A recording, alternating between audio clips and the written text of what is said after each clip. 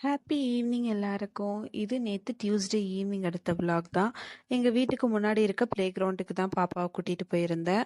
நார்மலா நான் பிளே கிரவுண்டுக்கு பாப்பாவை அதிகமா கூட்டிட்டு போனதே கிடையாது. அன்பு இல்லைன்னா பாப்பாங்க யாராவது தான் வந்து கூட்டிட்டு போவாங்க. நான் எப்பயாவது தான் கூட்டிட்டு போவேன். சரி, இங்க 1 வீக் எல்லாம் ஸ்கூல் லீவா, நிறைய பிள்ளைங்க கிட்ஸ் நிறைய பேர் வந்து நேற்று பிளே கிரவுண்டுக்கு வந்திருந்தாங்க. அதனால ஜொஹானா வந்து அங்கேயே பார்த்துட்டே இருந்தாளா, சரி வா அப்படின்னு சொல்லிட்டு நானே வந்து கூட்டிட்டு போயிட்டேன். மேடம்க்கு ஒரே ஹாப்பி தான். ஃபர்ஸ்ட் கொஞ்ச நேரம் ஊஞ்சல்ல விளையாட வச்சேன். அதுக்கப்புறமேட்டு இந்த மேலே ஏறி ஸ்லைட்ல சறுக்கி விடுவாங்க இல்லையா, ஸோ அதில் வந்து விளையாண்டுட்டு இருந்தா. ஃபர்ஸ்ட் ஜொஹானாவை பிளே கிரவுண்ட் கூட்டிட்டு போகும்போது அதில் உட்கார வைக்கும் போது அழுதுகிட்டே இருந்தா. ஆனால் இப்போ பார்த்தீங்களா, தனியாவே விட ஆரம்பிச்சிட்டாங்க. நான் போய் கையை பிடிச்சா கூட கையை தட்டி விட்டுட்டு அவங்க பாட்டுக்கு போறாங்க. அந்த அளவுக்கு வந்து அவங்களுக்கு ப்ராக்டிஸ் ஆயிடுச்சு.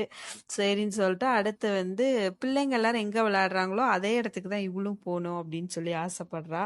சரி, ஓகேன்னு சொல்லிட்டு இதுல கொஞ்ச நேரம் உட்கார வச்சு விளையாண்டுட்டு இருந்தேன்னா, நான் கையில அழுத்திட்டே இருக்கும் போதே இந்த பாப்பா ஓடி வந்து அவளும் உட்காந்து விளையாட ஆரம்பிச்சிட்டா. ஓகேன்னு சொல்லிட்டு அதுக்கப்புறம் வீட்டுக்கு கிளம்பி போய் ஃப்ரெஷ் அப் ஆகிட்டு இருந்தோம். அப்பதான் கரெக்டா அன்பு கால் பண்ணி எட்ரேலயே நான் டியூஷன்ல விட போறேன், வாங்க போலாம் அப்படின்னு சொல்லி கூப்பிட்டாரு. சரி, ஓகே அப்படின்னு சொல்லிட்டு நாங்களும் கிளம்பிட்டோம்.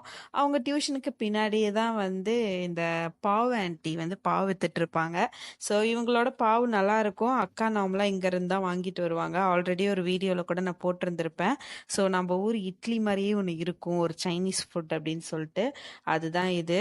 ஸோ இது ஜொஹானாமே இப்போ நல்லா சாப்பிட ஆரம்பிச்சிட்டா. சரின்னு சொல்லிட்டு நாங்கள் வாங்கிட்டு வீட்டுக்கு வந்தாச்சு.